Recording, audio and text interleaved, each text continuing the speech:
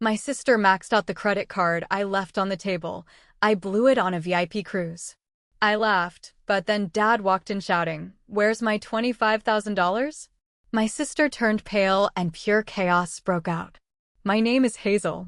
I am 32 years old, and if you asked anyone in my family to describe me, they would probably say I am reliable. In the dictionary of our household, reliable is just a polite synonym for invisible. I work as a logistics coordinator down at the Port of Long Beach.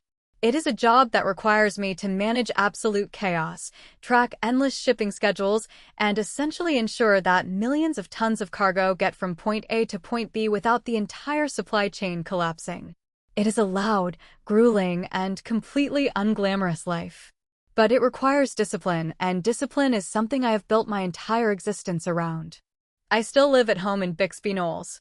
Not because I cannot afford a cheap apartment, but because I have a very specific, quiet plan. I am saving every single spare cent I earn to open my own independent logistics consultancy. Living at home means I can squirrel away a massive portion of my paycheck. My room is bare, strictly functional, treated by everyone like a transit station. It has a bed, a desk, a laptop, and zero decorations. Contrast that with the room at the end of the hall.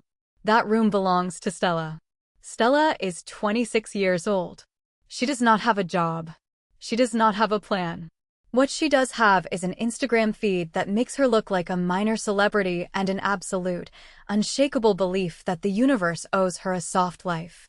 While my room smells like tired laundry and black coffee, Stella's room perpetually smells of expensive vanilla diffusers, high-end setting spray, and pure entitlement. She is the golden child, the socialite, the one who sleeps until noon while the rest of us are out trading our time for a paycheck. The disaster that finally broke our family wide open started on a completely ordinary Tuesday morning. I was standing in the kitchen, already half-lacing my heavy steel-toed boots for work. The sun was barely up. My dad, Kelvin, walked in. Dad is 60 years old and owns a mid-sized machine repair shop. He is the kind of man whose hands are permanently stained with a faint shadow of engine grease, no matter how hard he scrubs them with industrial soap. He believes in hard work, early mornings, and the value of a dollar. But he also has a massive blind spot when it comes to his youngest daughter.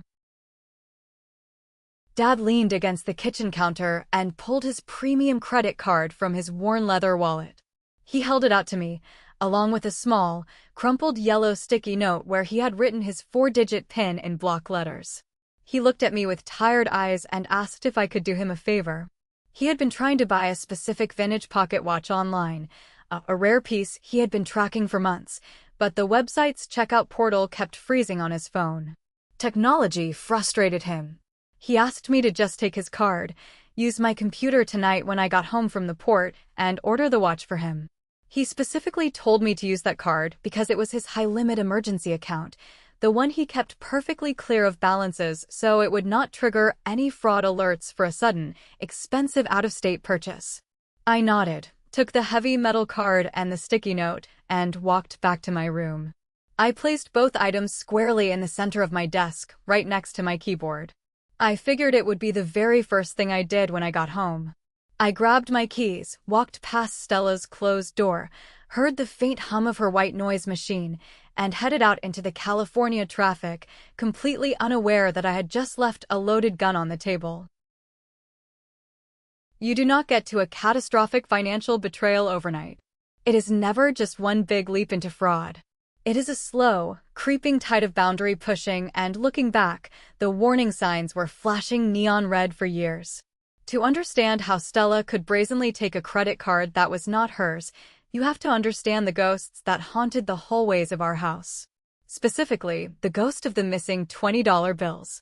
When we were younger, and even into our 20s, I would occasionally leave cash on my nightstand. A stray $20 bill after breaking a larger note at the grocery store, or some tip money from a side hustle.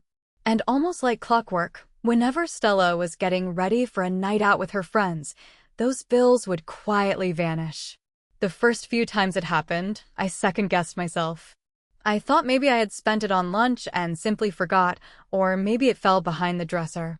But then the pattern became undeniable. Every time a 20 disappeared, Stella would coincidentally come home with a new iced coffee, a fresh manicure, or a glossy shopping bag from the mall. When I finally confronted her about it, she did not even have the decency to look ashamed. She just tilted her head, flashed that perfectly practiced, innocent smile, and told me to relax. She claimed she was just borrowing it and that I was being completely uptight and paranoid. She promised to pay me back. Sometimes she actually would, slapping a crumpled $5 bill onto my bed weeks later, as if that somehow cleared the ledger and proved her absolute moral superiority. But the real issue was never just Stella. It was our mother, Diana. Diana is 58 years old, and she is the architect of Stella's delusions. Mom grew up incredibly poor.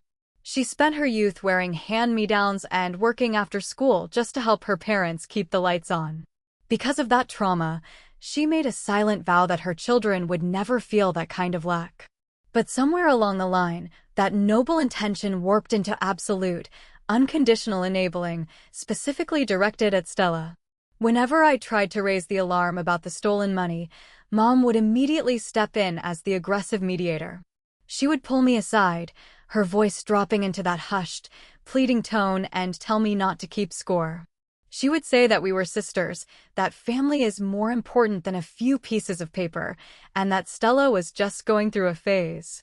Mom practically gaslit me into thinking that demanding basic respect for my property was an act of petty cruelty. I was conditioned to believe that keeping the peace was my sole responsibility. So, I learned to swallow my anger.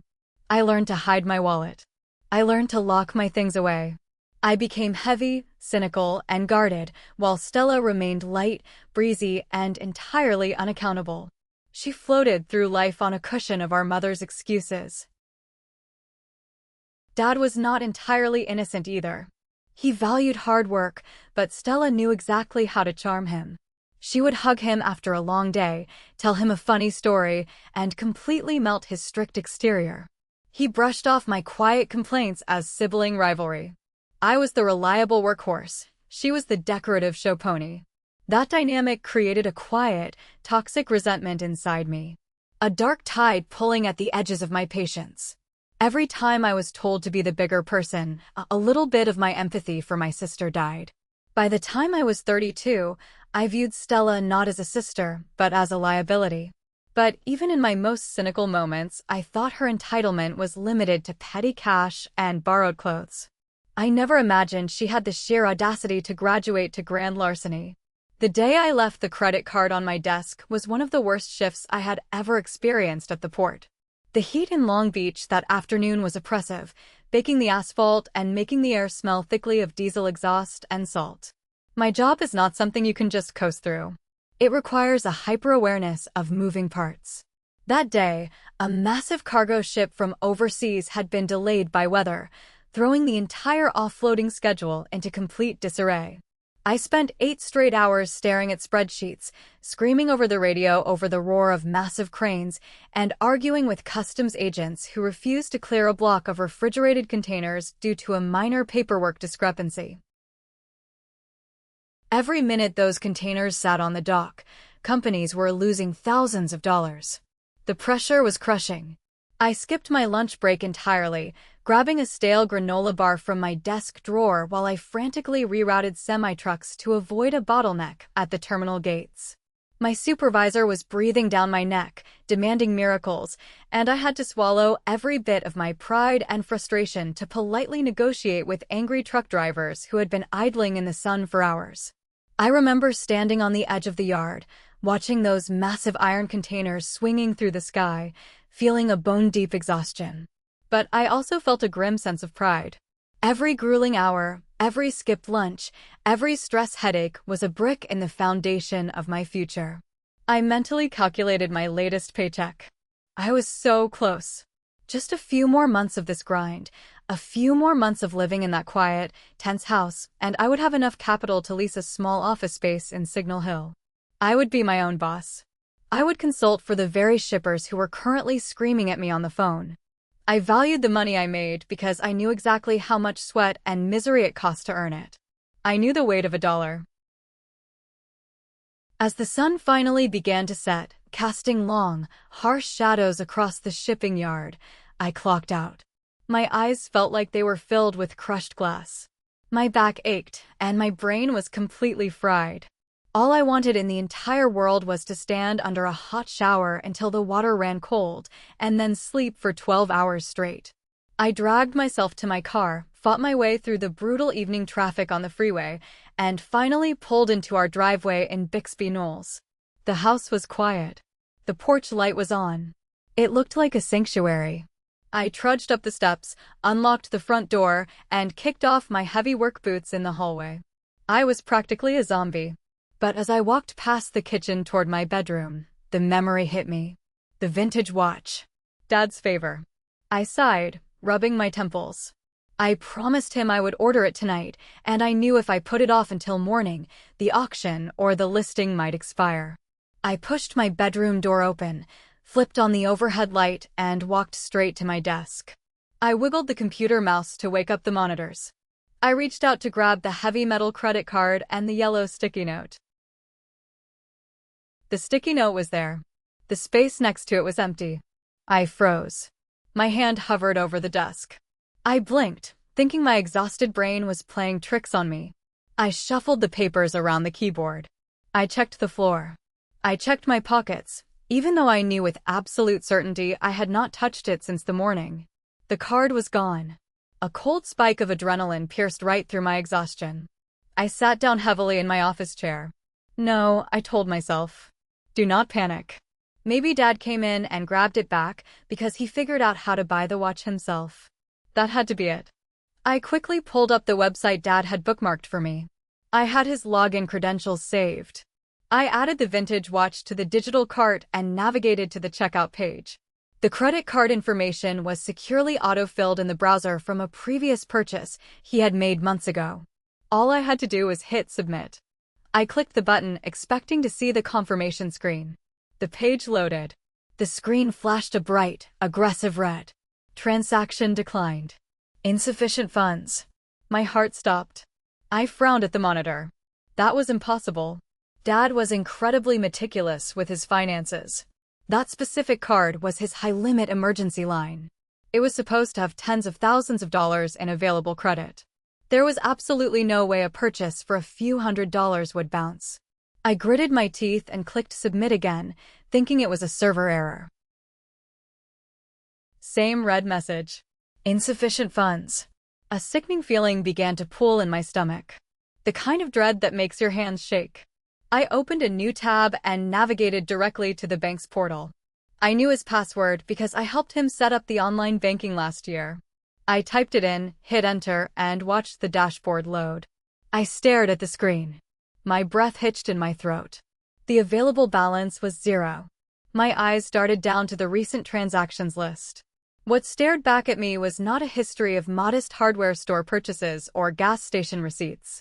It was a stacked, glaring list of pending charges, all made within the last 8 hours. There were massive hits from 3 different luxury designer boutiques down on Pine Avenue. Charges for hundreds of dollars at a high-end cosmetics counter. A massive bill from an upscale salon. But the final charge, the one that completely drained the massive credit limit to the exact penny, was a single, staggering transaction. It was a booking through a luxury travel concierge. I clicked on the details, my vision blurring at the edges. It was a confirmed, non-refundable reservation for a luxury VIP cruise package to the Caribbean, departing in 3 days from the port of San Pedro. The tickets were booked under the names of Stella and one of her equally insufferable friends. I grabbed my calculator app, though I didn't need it. I added up the bold numbers on the screen. The grand total was exactly $25,000. $25,000. Gone. Evaporated in a single afternoon of manic, entitled swiping. I sat there, completely paralyzed, the blue light of the monitor washing over my face. The sheer scale of the theft was incomprehensible. This was not a $20 bill slipped from a nightstand. This was grand theft. This was a felony committed against our own father, using my carelessness as the gateway. And right at that exact moment, as the reality of the numbers burned into my retinas, The front door downstairs banged open. The floorboards creaked. I heard the sharp, confident click of designer heels echoing in the hallway. Stella was home. Please like this video, subscribe to our channel, and leave a comment below with the name of the city you are living in. Every single comment helps this video reach a wider audience. Thank you so much for your support. I did not move from my chair. I simply turned my head toward the open doorway of my bedroom, listening as the click of those heels grew closer.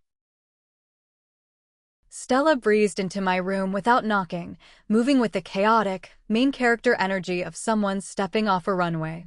She was literally swinging a massive, glossy shopping bag from a high-end boutique, the thick rope handles wrapped around her wrist. She was wearing a brand new silk blouse, the tags literally still tucked inside the collar, sparkling under my cheap ceiling lamp. She tossed her hair over her shoulder, completely ignoring the fact that I looked like a sweaty, exhausted wreck fresh off a 12-hour shift at a shipping yard. She leaned against my doorframe, let out a dramatic, theatrical sigh, and smiled. "God, I am so exhausted," she announced, as if she had just finished curing a disease instead of maxing out a stolen credit card. "You have no idea how draining it is to deal with the crowds downtown today. But listen, I am going to be out of your hair for a while. I am heading out on a VIP cruise on Friday. I just really needed a break, you know? My mental health has been absolutely in the gutter lately. I just needed to treat myself and protect my peace." She stood there, practically glowing with self-satisfaction, waiting for me to ask about her trip, waiting for me to be jealous, waiting for me to validate her delusion. I looked at the glossy bag in her hand. I looked at the new clothes. And then I looked at the computer screen behind me, where the number $25,000 was still glowing in bright, aggressive pixels. The absurdity of it all struck me like a physical blow. She had actually done it. She had walked into my room, seen a platinum credit card sitting next to a written PIN, and her brain had immediately categorized it as free money. She did not hesitate. She did not think about the consequences. She just lifted the card, memorized the numbers, and burned through a staggering sum of money as if it grew on the jacaranda trees outside our window. She built an entire fantasy vacation on the foundation of our father's sweat and labor, without a single ounce of remorse. A laugh ripped out of my throat. It was not a polite laugh. It was not funny. It was a raw, ugly sound of pure, unadulterated disbelief. It was the sound of a dam finally breaking after decades of holding back a toxic river. Stella's arrogant smirk faltered. Her eyebrows pulled together in annoyance. She shifted the glossy bag to her other arm, resting her hand on her hip. "What is so funny?" she snapped, her tone instantly defensive. "Are you really going to be bitter and jealous right now? Just because you have zero work-life balance doesn't mean I can't enjoy my youth." I opened my mouth, the truth sitting right on the tip of my tongue, ready to annihilate her entire reality. But I did not get the chance to speak. Before I could form a single word, heavy, thundering footsteps echoed down the hallway. Dad appeared in the doorway, pushing past Stella's shoulder. He was holding his phone in one hand, his reading glasses pushed up on his forehead. He looked frustrated, but not yet furious. "Hazel," he said, his voice carrying that familiar, gruff authority. "Did you manage to order that watch? The seller just sent me an email saying the listing is going to close in an hour and I don't want to lose it." I did not say a word. I simply stood up, stepped to the side, and rotated my computer monitor slightly so it perfectly faced the doorway. I pointed a single, shaking finger at the screen. Dad walked into the room, squinting. He leaned over my desk, adjusting his glasses. It took about 3 seconds for his brain to process the banking portal interface. It took another 2 seconds for him to register the bright red text that said insufficient funds. And then his eyes dropped down to the pending transaction list. I watched the exact moment his reality shattered. The color drained completely out of his face, leaving him a sickening shade of gray, before violently rushing back as a deep, terrifying crimson. The veins in his neck popped. His jaw clamped shut so hard I thought his teeth would crack. The silence in the room stretched for one agonizing, suspended second. And then, the earthquake hit. "Who," Dad roared, his voice shaking the drywall, "stole my $25,000? He spun around, his eyes wild, locking onto Stella. Stella froze. The arrogant, breezy socialite persona evaporated in an instant. The color drained from her face as quickly as it had once glowed. Her fingers went slack. The heavy, glossy shopping bag slipped from her hand, hitting the floor with a loud thud, spilling crisp tissue paper and expensive leather goods across my cheap rug. "Dad," she stammered, taking a tiny step backward into the hallway. "Dad, wait, I can explain." "Explain?" he thundered, stepping toward her, holding his hands out as if trying to physically grasp the magnitude of the number. "You spent $25,000? Do you think I work in a garage inhaling exhaust fumes for 40 years so you can parade around in designer clothes and book a luxury cruise?" Stella's chin lifted. Even cornered, even caught dead to rights, her instinct was not to apologize. Her instinct, honed by a lifetime of mom shielding her from consequences, was to deflect. Her old weapon of manipulation flashed in her panicked eyes. "It is not like that," she cried out, her voice pitching high and defensive. She threw a desperate, accusing finger directly at me. "It is Hazel's fault. She left the card sitting right out in the open. The pin was literally written on a piece of paper right next to it.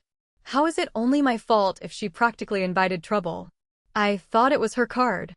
I thought she wouldn't mind since she hoards all her money anyway." I stood there, listening to her bend reality until it snapped. She was actually trying to convince our father that stealing a fortune was simply a logistical error on my part. The sheer, terrifying entitlement of her argument hung in the air, toxic and heavy.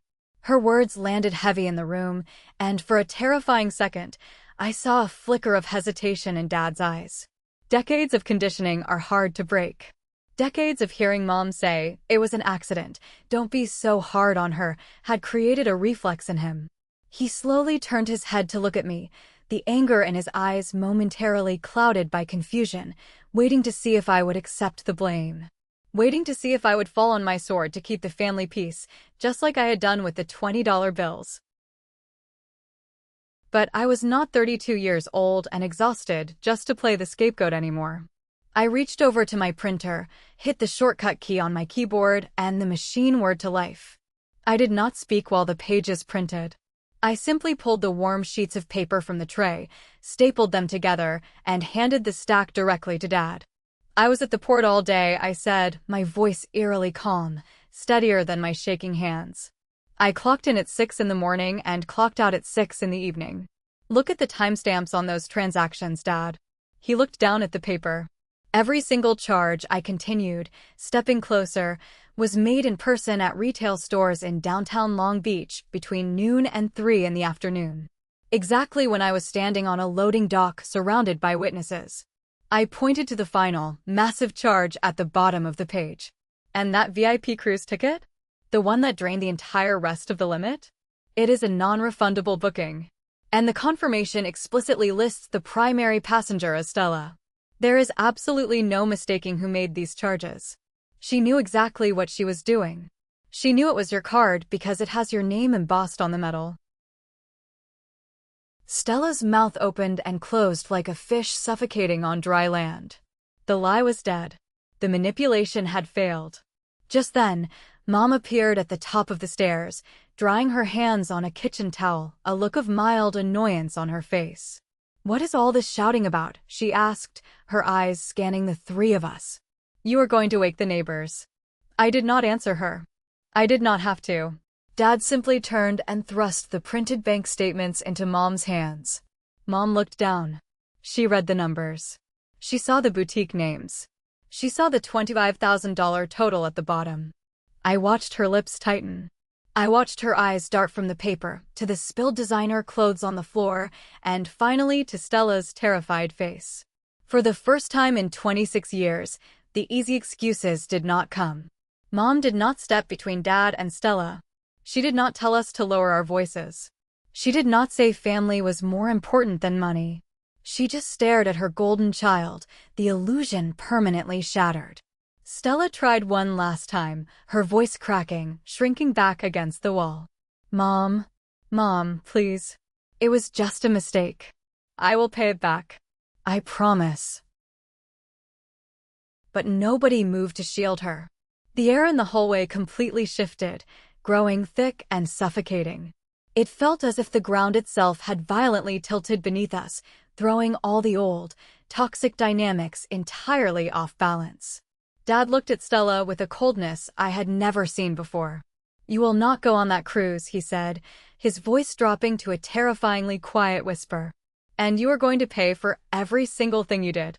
And in that deafening silence, surrounded by stolen luxury, I knew the reckoning had finally arrived. I did not move from my chair.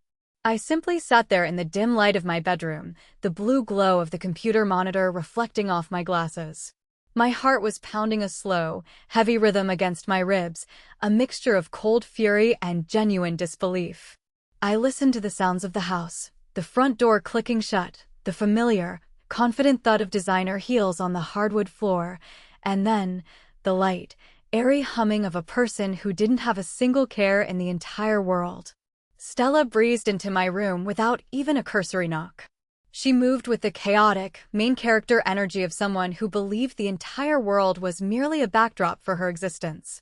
She was literally swinging a massive, glossy shopping bag from a high-end boutique on Pine Avenue, the thick silk rope handles wrapped around her wrist like a trophy. She was wearing a brand-new, ivory silk blouse that caught the light of my cheap ceiling lamp, and I could see the plastic tag, still tucked awkwardly inside the collar. She tossed her hair over her shoulder and leaned against my doorframe, flashing me a smile that was both condescending and triumphant. She didn't ask how my day at the port was. She didn't notice the circles under my eyes or the fact that I looked like I had spent 12 hours in a war zone. To her, I was just a piece of the furniture. "God, I am so exhausted," she announced, letting out a dramatic, theatrical sigh as if she had just finished a marathon. "You have no idea how draining it is to deal with the crowds downtown today. People have zero manners. But anyway, I came in to tell you that I'm going to be out of your hair for a while. I'm heading out on a luxury VIP cruise this Friday. I just really felt like I needed a break, you know? My mental health has been absolutely in the gutter lately with all the stress of, well, everything. I decided it was time to finally treat myself and protect my peace." She stood there, practically radiating self-satisfaction, waiting for me to be jealous. She wanted me to ask about the destination, the ship, or how she could possibly afford it. She wanted the validation of my envy. I looked at the glossy bag in her hand. I looked at the shimmering fabric of her new blouse. And then I looked back at the computer screen behind me, where the number $25,000 was still glowing in bright, aggressive pixels. The absurdity of the situation struck me with the force of a physical blow. She had walked into my room that morning, seen our father's platinum credit card sitting right there next to a written pin, and her brain hadn't even hesitated. She didn't see a father's trust or a sister's responsibility. She saw a ticket to a fantasy. She had built an entire dream vacation on the foundation of our father's sweat and my exhaustion, and she was standing here telling me about her mental health. A laugh ripped out of my throat, a raw, ugly sound of pure, unadulterated disbelief. It wasn't funny, but it was the only reaction left. Stella's smirk faltered instantly. Her eyebrows pulled together in a sharp line of annoyance. She shifted the shopping bag to her other arm and rested a hand on her hip, her tone turning instantly sharp and defensive. "What is so funny, Hazel?" she snapped. "Are you really going to be this bitter? Just because you choose to have zero work-life balance and spend your days in a dusty shipping yard doesn't mean the rest of us have to be miserable with you. Some people actually know how to live." I opened my mouth, the truth sitting like a heavy stone on my tongue, ready to annihilate her entire world. But before I could form a single word, the hallway floorboards groaned under a much heavier weight. The storm had arrived. Calvin, our father, appeared in the doorway behind Stella. He didn't even notice her at first. He was holding his smartphone in one hand and his reading glasses in the other, looking more confused than angry. He was still wearing his work shirt, the one with the faint scent of motor oil and old metal. "Hazel," he said, his voice carrying that familiar, gruff authority I had known my whole life. "I've been waiting for a confirmation email about that watch. The seller just messaged me saying the listing is going to expire in less than an hour. Did you get the order through? I don't want to lose that piece. I've been looking for it for 3 years.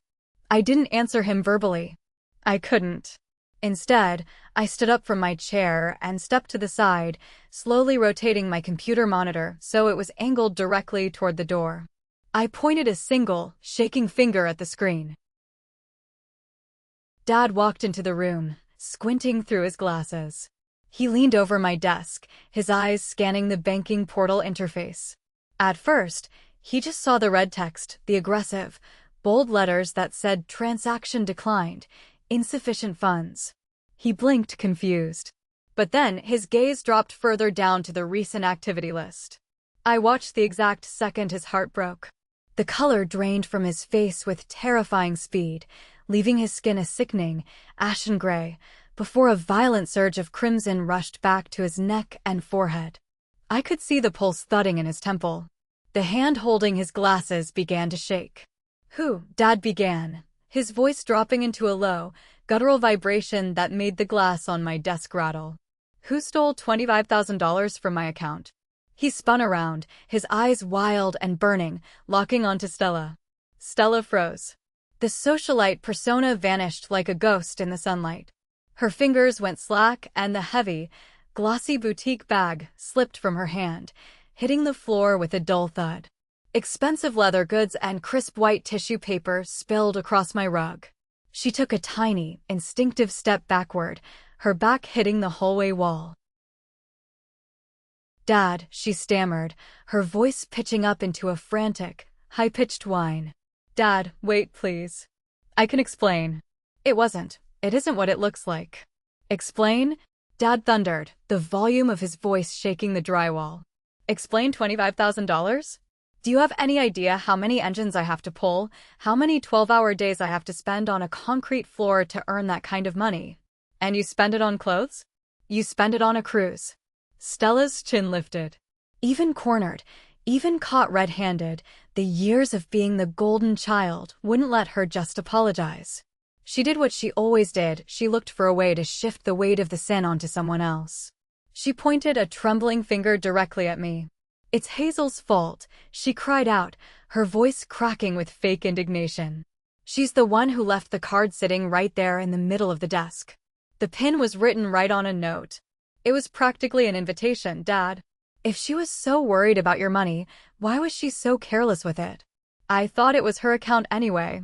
I thought she was finally sharing some of that money she's been hoarding while I've been struggling." I stood there, listening to her bend the truth until it snapped into a million jagged pieces. She was actually trying to convince our father that her decision to commit grand theft was a result of my carelessness. The sheer, breathtaking entitlement of her logic hung in the air like a poisonous gas. For a single, agonizing heartbeat, there was a flicker of hesitation in Dad's eyes. It was a reflex, the same reflex that had allowed Stella to get away with everything for 26 years. He looked at me, then back at the screen, and for a split second, I saw him searching for a reason to believe her. He wanted it to be an accident. He wanted it to be a misunderstanding. He wanted to find a way to blame me because blaming me was easier than admitting his youngest daughter was a thief. But I wasn't going to let that happen. Not this time. I reached over and hit the print button on my keyboard. The printer tucked under my desk whirred to life, the mechanical sound cutting through the tension. I didn't say a word while the pages slid out of the tray. I picked them up, stapled them together, and thrust them directly into Dad's hands. "Look at the timestamps, Dad," I said, my voice eerily calm, the kind of calm that comes when you have absolutely nothing left to lose. "I clocked into the port at exactly 6:05 this morning. I didn't clock out until 6:15 tonight. I have 30 witnesses and a digital time card to prove I never left the terminal." I stepped closer to him, pointing at the bolded lines on the statement. "Every single one of those boutique charges happened between noon and 2 o'clock this afternoon. They happened at physical stores on Pine Avenue, miles away from where I was working. And look at the cruise reservation. Look at the primary passenger name." Dad looked down, his eyes scanning the fine print. "It says Stella," I said, my voice hardening. It lists her legal name, her birth date, and her email address. She didn't think it was my card, Dad. She knew exactly whose it was, and she knew she had to book it fast because the VIP cabins were selling out. She didn't borrow it. She stole it because she thought you and Mom would do what you always do, make an excuse for her, and tell me to be the bigger person. Stella's mouth opened and closed, but no sound came out. The lie was dead. The careless sister narrative had been annihilated by the cold, hard reality of a paper trail. Just then, our mother, Diana, appeared at the top of the stairs. She was drying her hands on a floral kitchen towel, her face etched with a mix of confusion and annoyance. "What is all this screaming?" she asked, her eyes darting between the three of us. "Calvin, you're going to give yourself a heart attack." "Stella, why is your stuff all over the floor?" Dad didn't answer her. He didn't have the words. He simply turned and shoved the printed bank statements into Mom's hands. I watched Mom's face as she read. I watched her eyes widen as she saw the boutique names.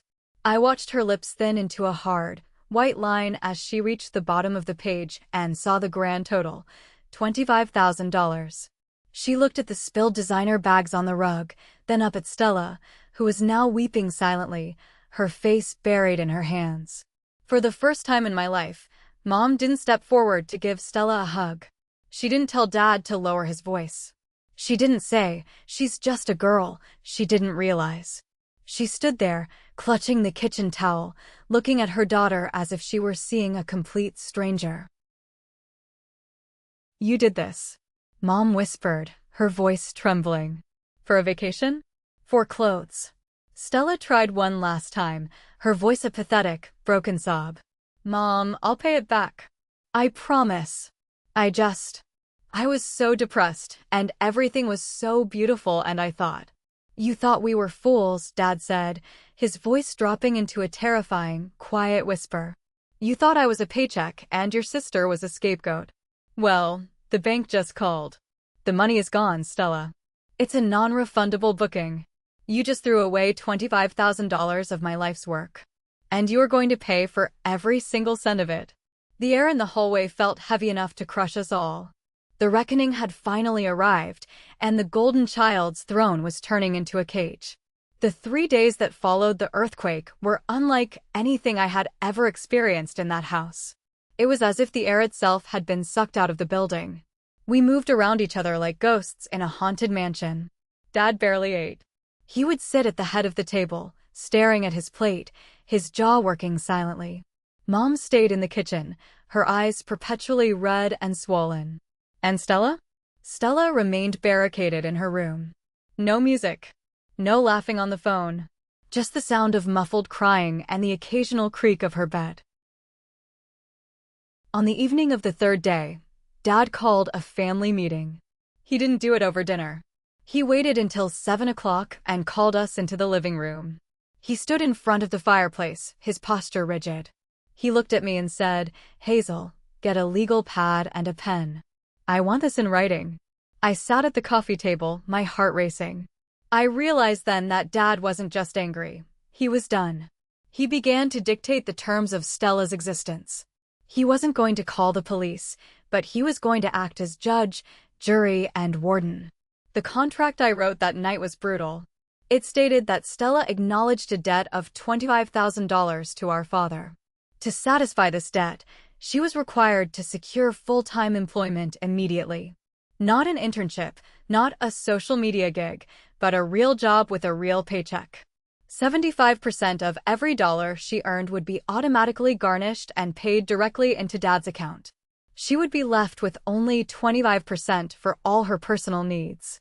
No more borrowing from us. No more using the family car. If she missed a single payment or quit her job, the police report for grand theft would be filed the very next morning. When I finished writing, the silence in the room was deafening. I slid the yellow pad across the table toward Stella. She looked at it, her eyes filling with fresh tears. "This is slavery," she whispered, her voice trembling with the last remnants of her entitlement. "How am I supposed to live on 25% of a minimum wage? I have bills. I have a life. Dad didn't even look at her. He looked at the wall and said, "You spent $25,000 in 4 hours. You decided you didn't need to worry about bills. Now, you'll learn what it takes to earn them back. Sign the paper, Stella. Or pack your bags and leave this house tonight. You have 30 seconds." Stella looked at Mom, her last hope. But Mom just stared at her hands. The shield was gone. With a shaky, jagged motion, Stella snatched the pen and scrawled her name at the bottom. Dad didn't leave it to chance. He called an old friend who owned a massive distribution warehouse out in Commerce. It was an industrial wasteland, gray buildings, the constant roar of semi-trucks, and the smell of hot asphalt and diesel. The job was order fulfillment. That was the fancy name for standing on a concrete floor for 12 hours a day, pulling heavy boxes of wholesale beauty supplies and packing them into shipping containers. It was hot, it was dusty, and the supervisors didn't care about your mental health. They cared about quotas. On that first Monday, Dad woke Stella up at 4:30 in the morning. He didn't offer her breakfast.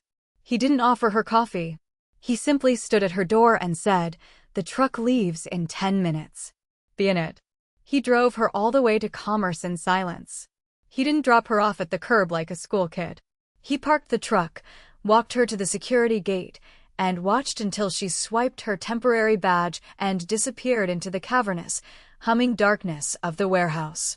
When she came home that night, she looked like a different person. Her ivory silk blouse had been replaced by a cheap gray t-shirt stained with sweat and grime. Her hair was matted. Her hands, those perfectly manicured hands she spent so much money on, were covered in red, angry blisters from the cardboard edges. She collapsed on the sofa and started to cry, complaining about how mean the other workers were and how her supervisor had yelled at her for taking a 5-minute water break. She talked about the pain in her lower back and the way the dust made her throat raw. I watched her from the kitchen, and for the first time in my life, I didn't feel the need to comfort her. I thought about the 12-hour shifts I had pulled at the port while she was sleeping in. I thought about the thousands of dollars she had evaporated. I thought about the vintage watch Dad never got.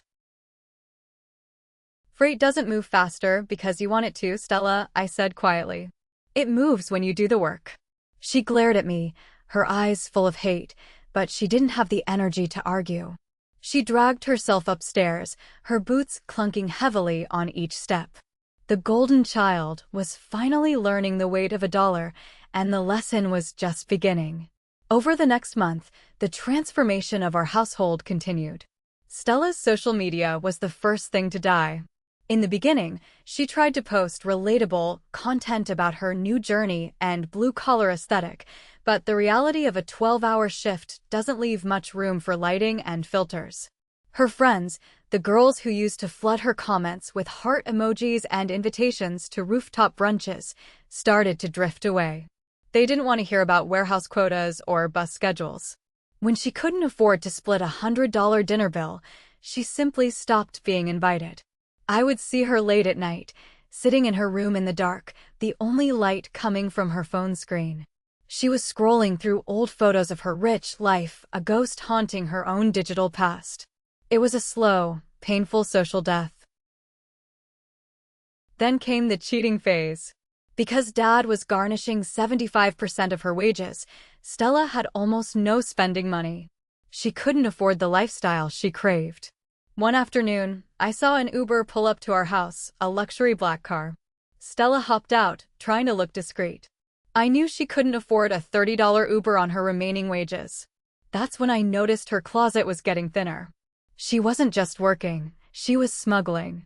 She was taking the clothes she had bought with Dad's stolen money, the designer jeans, the silk blouses, the Italian leather shoes, and she was selling them to consignment shops for cash. She was selling the evidence of her crime just to buy a few more weeks of comfort. It was a desperate, circular logic. She was burning the furniture to keep the house warm. I didn't tell Dad. I wanted to see how far she would sink before she realized that you can't outrun a debt that is written in blood and ink. The end didn't come with a bang. It came with a crumpled piece of white paper. It was a Tuesday afternoon. I was working from home, trying to finalize a shipping route for a new client. The house was quiet until the front door slammed open with a violence that made the pictures on the wall rattle. Stella marched into the kitchen, her face a mask of tear-streaked fury. She didn't look at me. She just threw a folded letter onto the granite island and stood there, her chest heaving. Dad had just walked in from the garage, wiping his hands on a greasy rag. He picked up the letter without saying a word. I watched his eyes scan the text. Termination of employment, he read aloud, his voice flat. Effective immediately. Reasons: chronic absenteeism, repeated tardiness, and failure to follow safety protocols. He looked up at Stella. You were fired? Again? It's not my fault, she screamed, her voice hitting a frequency that made my skin crawl. The bus was late. The supervisor had a vendetta against me because I wouldn't let him talk down to me. It's an abusive environment, Dad. I can't work in a place like that. It was killing my soul. Dad set the letter down. He didn't look angry. He looked exhausted. He looked like a man who had spent 26 years trying to fix a machine that was fundamentally broken. Your soul? Dad asked quietly. What about my $25,000? You've paid back less than $2,000 in 3 months. And now you're unemployed. Again. I'll find something else, she cried. Something that actually respects my talents. Dad shook his head. No. No more. We had a contract, Stella. You breached it. I told you what would happen. He turned toward the stairs. Martha, come down here. Mom walked into the kitchen, looking between the two of them. She saw the letter. She saw the look on Dad's face. Stella immediately ran to her, grabbing her arms. Mom, tell him. Tell him he's being crazy. I'll find another job, I promise. Just tell him to give me 1 more week. For a long, agonizing minute, the room was silent. I held my breath, waiting for Mom to do what she always did. I waited for her to find the middle ground. I waited for her to tell us that we were a family and that we had to stick together. But Mom did something she had never done before. She gently untangled Stella's hands from her arms. She looked at her daughter, really looked at her, and she saw the manipulation, the laziness, and the lack of remorse. Your father is right, Stella, Mom said, her voice trembling but clear. We can't keep pretending. Every time I protect you, I make you worse. I thought I was being a good mother, but I was just building a wall between you and the truth. That wall is gone. Stella's face transformed. The pleading eyes turned cold and sharp. You're really going to do this? You're going to kick me out over money? Your own daughter. It's not over money, Dad said, stepping forward. It's over the fact that you don't care about anyone but yourself. You have until tomorrow morning. 1 bag. That's it. The next morning was gray and drizzly, the kind of Southern California morning that feels more like a damp blanket than a start to a new day. None of us had slept. The sounds of Stella packing upstairs, the drawers slamming, the hangers clattering, had echoed through the house all night. At 5:30, Dad backed the truck out of the driveway. Stella came down the stairs, carrying a single, overstuffed canvas duffel bag. She didn't have her designer luggage. She had sold that weeks ago. She looked tired, pale, and incredibly small. The drive to the downtown Greyhound station was silent. The only sound was the rhythmic thumping of the windshield wipers. We pulled into the station, a place filled with the smell of exhaust and the sight of people who were all going somewhere they didn't necessarily want to be. We stood near the boarding platform. The bus was already idling, its massive engine vibrating the ground beneath our feet. Stella stood a few feet away from us, clutching the strap of her bag. She didn't look at Dad. She didn't look at me. She kept her eyes on the bus door. Mom stepped forward, her eyes filled with tears. She reached out to touch Stella's shoulder, but Stella flinched away. I'm sorry, Stella, Mom whispered. I'm so sorry it came to this. I hope you find who you're supposed to be. Stella didn't answer. She didn't say goodbye. She didn't offer a single word of regret. When the driver announced the final boarding call, she simply turned and climbed the metal steps. She didn't even look back through the window. We stood there and watched as the bus pulled out of the bay, merging into the early morning traffic. We watched until the taillights disappeared into the gray mist. Mom turned to me, her voice a fractured whisper. I should have seen it sooner, Hazel. I thought loving her meant shielding her. I thought being a mother meant making everything okay. But I only fed the fire. I spent 26 years helping her become someone who could steal from her own father and not feel a thing. I didn't know what to say. I just put my arm around her. As we walked back to the truck, the air felt different. It was cold and damp, but for the first time in years, it felt clean. The tumor had been removed. It was a violent, painful surgery, but the house, the family, was finally in a position to actually heal. Months have passed since that morning at the Greyhound station. The house in Bixby Knolls is quieter now, but it's a different kind of quiet. It's the silence of a house that is finally at peace with itself. Dad is different. He still works hard, but the edge of constant, simmering frustration seems to have softened. He spends more time at the dinner table now. He actually talks to me, not just about chores or logistics, but about life. One evening, after we had finished a quiet meal, he reached across the table and covered my hand with his. His palm was still rough, still stained with grease, but his grip was warm. "You've never failed me, Hazel," he said, his voice thick with emotion. I should have said that a long time ago. I was so busy trying to fix the one that was broken that I didn't stop to appreciate the one who was holding everything together. The words hit me harder than any of Stella's insults ever could. I had spent 32 years waiting for that recognition.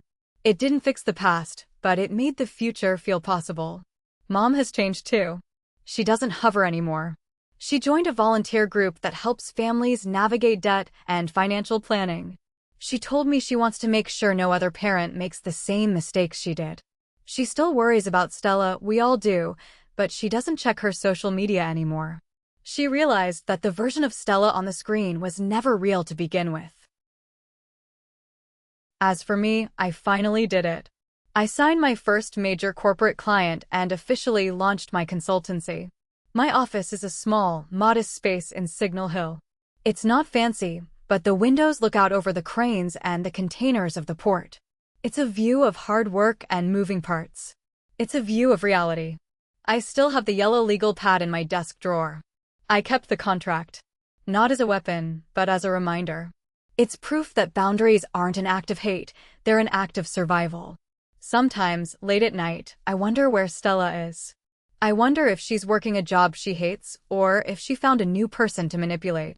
I wonder if she ever thinks about the $25,000, or the vintage watch, or the family she walked away from. But then I look at my life, the life I built with my own hands, with my own discipline, and I realize that I can't carry her anymore. I have my own ship to steer. Am I wrong for feeling absolutely no guilt as I watched her Greyhound bus pull away that morning? And if one day she comes back, claiming she has changed and begging for a place to stay, should I ever accept her apology? Thank you for watching until the very end. If you haven't subscribed yet, please hit that subscribe button to join our community and share your thoughts in the comments below.